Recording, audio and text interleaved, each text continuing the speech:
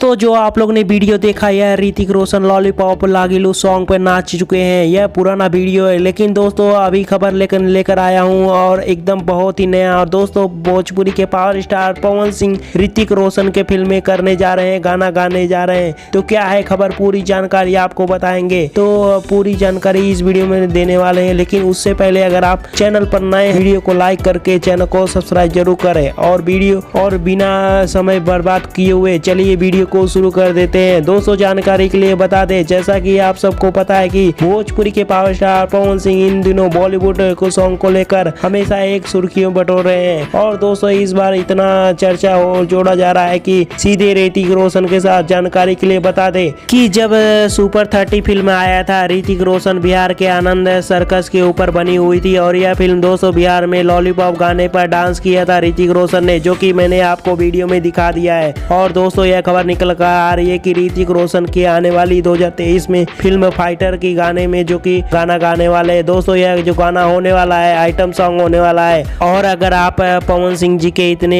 बड़े कदम को लिए आप क्या कहना चाहेंगे, जरूर कमेंट करके माध्यम से बताएं। और दोस्तों वीडियो को दिल से लाइक कर दीजिए जरूर। धन्यवाद।